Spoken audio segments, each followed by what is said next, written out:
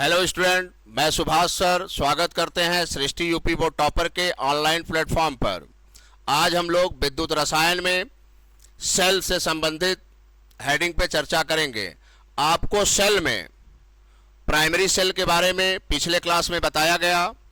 Primary cell क्या होता है, प्राइमरी सेल कहते किसे हैं, उसके एग्जाम्पल, इस सब पे हम लोगों ने चर्चा किया। थोड़ा सा हम लोग शुरू करने से पहले एक बार प्राइमरी सेल पे फिर से चर्चा कर लेते हैं। आपको प्राइमरी सेल में ये बताया गया था कि प्राइमरी सेल वे सेल होते हैं जिनमें रेडॉक्स अभिक्रिया केवल एक बार होती है, अर्थात ये सेल एक बार यूज करने के बाद दोबारा यूजफुल नहीं होते हैं। यानी हम ये कह सकते हैं जिस सेल को हम एक बार यूज करके फेंक दें उस सेल को हम बोलते हैं प्राइमरी सेल। ठीक है, तो सेल में हम लोग व्यावसायिक सेल पढ़ रहे हैं। अब व्यावसायिक सेल को तीन वर्गों में बांटा गया, प्राइमरी, सेकेंडरी और फ्यूल सेल, जिसमें हम लोग प्राइमरी सेल के बारे में अध्ययन कर चुके हैं। आज हम लोग सेकेंडरी सेल यानी द्वितीयक सेल के बारे में पढ़ेंगे। द्वितीयक सेल कहते किसे हैं, द्वितीयक सेल का एग्जाम्पल क्या है, इसी पे चर्चा होगी। इसके बाद आज हम लोग ईंधन सेल के बारे में भी पढ़ेंगे कि ईंधन सेल किसे कहते हैं, कौन कौन से ईंधन सेल होते हैं, वो कैसे होते हैं, कार्य कैसे करते हैं, इस सब के बारे में आपको जानकारी दी जाएगी। तो चलिए शुरू करते हैं।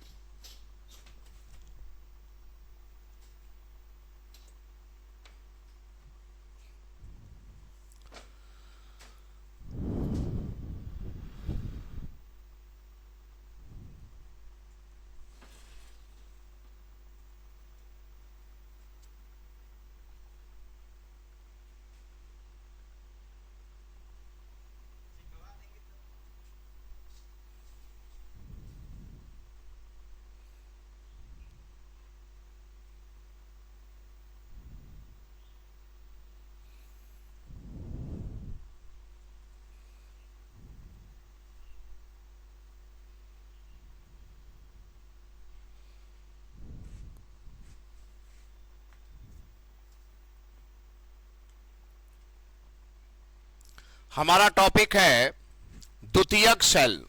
क्या टॉपिक है जी? द्वितीयक सेल।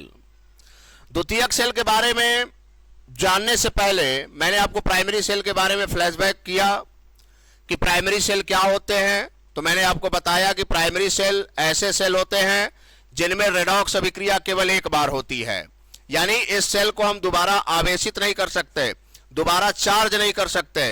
तो इसका जस्ट उल्टा द्वितीयक सेल होता है। द्वितीयक सेल वे सेल होते हैं जिनमें रेडॉक्स अभिक्रिया बार बार होगी। बार बार का मतलब अगर ये सेल एक बार अनावेशित हो गया, अनावेशित का मतलब डिस्चार्ज हो गया, तो हम इसे दोबारा आवेशित कर सकते हैं। प्राइमरी सेल को अनुत्क्रमणीय सेल कहा जाता है, तो वैसे ही द्वितीयक सेल को उत्क्रमणीय सेल कहा जाता है। कौन सा सेल कहा जाता है? उत्क्रमणीय। उत्क्रमणीय सेल इसको इसलिए कहा जाता है क्योंकि जो सेकेंडरी सेल होता है ये बार बार आवेशित किया जा सकता है, यानी इसको हम दोबारा चार्ज कर सकते हैं, यानी इसमें रेडॉक्स अभिक्रिया को हम रिपीट करा सकते हैं, इसीलिए इसको उत्क्रमणीय सेल कहा जाता है। द्वितीयक सेल को आप पुनः आवेशित कर सकते हैं, इसीलिए इसको सेकेंडरी सेल कहा जाता है, और इस सेल को आप बार बार यूज कर सकते हैं। अगर सरल शब्दों में कहें तो द्वितीयक सेल पहचानने का सबसे आसान तरीका है कि जिस सेल को हम बार बार यूज करें या जिस सेल को हम चार्ज कर सकें यूज करने के बाद, वो सारे सेल सेकेंडरी सेल होते हैं। अब जैसे यहां पे देखिए लिखा है कि इसे उत्क्रमणीय सेल कहा जाता है। क्यों कहा जाता है? अभी मैंने बताया, क्योंकि आप इसे अनावेशित होने के बाद आवेशित कर सकते हैं, अर्थात रेडॉक्स अभिक्रिया को रिपीट कर सकते हैं। इस सेल में होता क्या है कि उच्च ऊर्जा युक्त पदार्थ होते हैं, ठीक है, जिसे बाह्य स्रोतों द्वारा हम सक्रिय बना लेते हैं, और वो जो उच्च ऊर्जा युक्त पदार्थ होता है ये शीघ्र क्रिया करता है और क्रिया करके हमें धारा देता है। जब वो धारा देता है तो धारा देने के बाद ये पदार्थ निष्क्रिय हो जाता है। तो जब ये पदार्थ निष्क्रिय हो जाता है तो इसे हम दोबारा सक्रिय बना लेते हैं। सक्रिय कैसे बनाते हैं? बाह्य स्रोतों के द्वारा। बाह्य स्रोत में क्या होगा? जैसे आप इन्वर्टर से बैटरी को चार्ज करते हैं तो इन्वर्टर क्या हो गया? बाह्य स्रोत। अब वो इन्वर्टर उस बैटरी को क्या कर दिया? सक्रिय कर दिया, जिससे वह बैटरी पुनः आवेशित हो जाती है और हमें पुनः धारा देने लगती है। तो वही चीज हमने यहां पे लिखा है, इसे उत्क्रमणीय सेल कहा जाता है। इसमें उच्च ऊर्जा युक्त पदार्थ शीघ्र क्रिया करके धारा उत्पन्न करते हैं, जो फिर क्या हो जाते हैं, निष्क्रिय हो जाते हैं।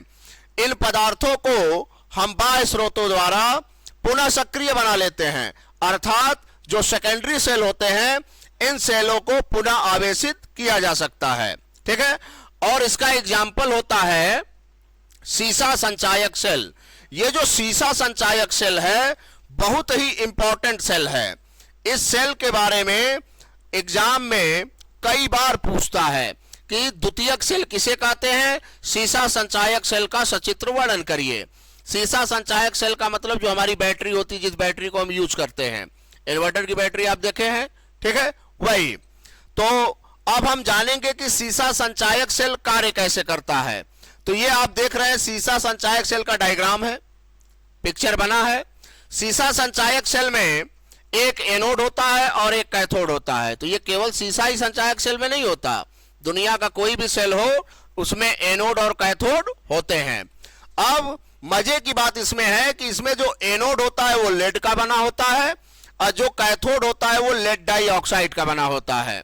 इस सेल में विद्युत अपघट्ट के रूप में हम तनु सल्फ्यूरिक अम्ल भरते हैं, ठीक है, जिससे सेल के अंदर रासायनिक क्रिया स्टार्ट होती है, क्योंकि ये एक प्रकार का रासायनिक सेल है। और रासायनिक सेल के बारे में आप जानते हैं जो रासायनिक ऊर्जा को विद्युत ऊर्जा में बदल दे, ठीक है। तो चूंकि हमारा जो द्वितीयक सेल है, चाहे प्राइमरी सेल है चाहे ईंधन सेल है, ये सारे रासायनिक सेल हैं। और रासायनिक सेल का कंसेप्ट हमने आपको बताया कि रासायनिक सेलों के अंदर रासायनिक क्रिया होती है, और वो क्रिया कौन सी होती है, रेडॉक्स अभिक्रिया। और रेडॉक्स अभिक्रिया का मतलब एक पे ऑक्सीकरण होगा और एक पे अपचयन। अपचयन किस पे होगा, कैथोड पे, ऑक्सीकरण किस पे होगा, एनोड पे। तो जैसे ही हम सेल को कंप्लीट कर लेंगे, सेल के अंदर रासायनिक क्रिया स्टार्ट हो जाएगी, एनोड पे ऑक्सीकरण होगा और कैथोड पे अपचयन होगा, जैसा कि रिएक्शन आपको नीचे दिखाया गया, ठीक है। तो यहां पे लिखा गया है कि इस सेल का उपयोग स्वचालित वाहनों में प्रयुक्त होने वाले बैटरियों में किया जाता है। तो मैंने बोला ना, जो बैटरी हम यूज करते हैं, चाहे आप मोटरसाइकिल में लगी हुई बैटरी हो, चाहे आपके इन्वर्टर की बैटरी हो, यही आपका सीसा संचायक सेल होता है, जिसे आप बार बार चार्ज करके यूज करते हैं। सीसा संचायक सेल का जो सेल विभव होता है 6 से 12 वोल्ट होता है, यानी 6 वोल्ट की बैटरी आती है, 12 वोल्ट की बैटरी आती है। इस सेल में स्पंजी लेड, स्पंजी लेड का मतलब दबाने पे वो दब जाए, स्पंज करे, जैसे स्माइली बॉल होता है। तो स्पंजी लेड जो होता है इसमें एनोड का कार्य करता है, और जो लेड डाइऑक्साइड होता है वो कैथोड का कार्य करता है। अब विद्युत अपघट्ट के रूप में इसमें हम क्या भरे रहते हैं, सल्फ्यूरिक अम्ल, जिससे हमारे सेल में इलेक्ट्रोडों पर निम्न क्रियाएं स्टार्ट हो जाती हैं और हमें धारा मिलने लगती है। निम्न क्रिया क्या है, एनोड रिएक्शन जिसपे ऑक्सीकरण हुआ, कैथोड रिएक्शन यानी इस पे अपचयन हुआ। ऑक्सीकरण का मतलब इलेक्ट्रॉन त्यागा, अपचयन का मतलब इलेक्ट्रॉन ग्रहण किया, यानी एक इलेक्ट्रोड से इलेक्ट्रॉन त्यागा गया, दूसरे इलेक्ट्रोड द्वारा इलेक्ट्रॉन को ग्रहण किया गया, जिसके कारण इलेक्ट्रॉन बहना शुरू हो गया। इलेक्ट्रॉन बहना मतलब आवेश बहना, क्योंकि फिजिक्स में इलेक्ट्रॉन को आवेश कहा जाता है, और जब आवेश बहने लगा यानी धारा आपको मिलने लगी। तो ये जो सीसा संचायक सेल है इसी तरह कार्य करता है, ठीक है। तो अगर कोई आपसे पूछे कि द्वितीयक सेल क्या है, तो आप एक लाइन में जवाब दें, लिखी हुई बातों को रटा मत करिए। द्वितीयक सेल का जवाब बस एक लाइन में आप ये दे सकते हैं कि ऐसा सेल जिसमें रेडॉक्स अभिक्रिया बार बार होती है, जिस सेल को हम पुनः आवेशित कर सके, वो सभी सेल सेकेंडरी सेल होते हैं, ठीक है। एग्जाम्पल के रूप में मैंने आपको बताया ही। इसी क्रम में हमारा है अगला ईंधन सेल। कौन सा सेल है जी, ईंधन सेल। ईंधन सेल बड़ा यूनिक सेल है, आप इसको देखे नहीं होंगे, नहीं आप आसपास यूज करते हुए किसी को देखे होंगे।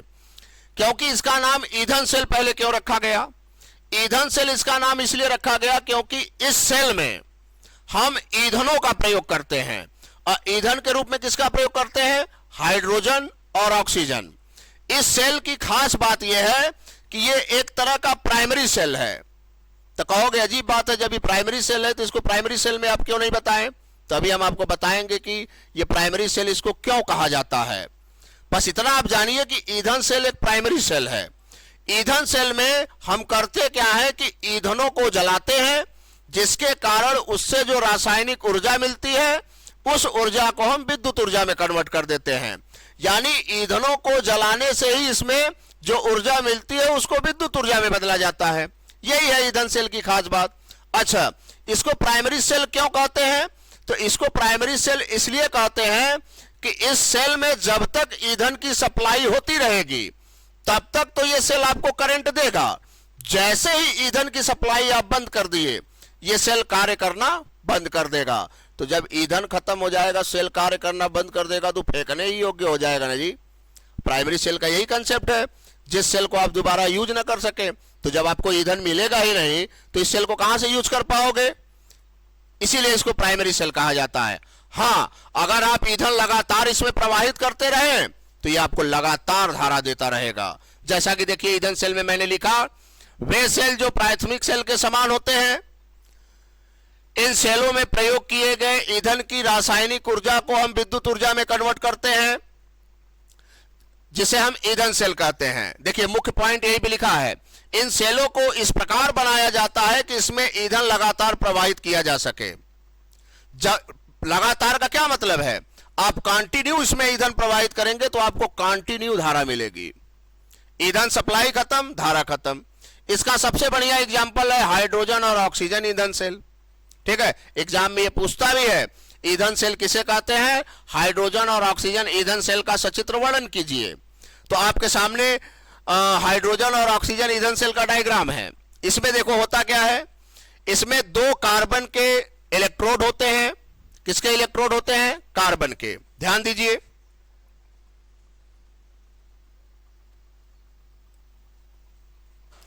ये जो दोनों देख रहे हैं, ये छिद्रित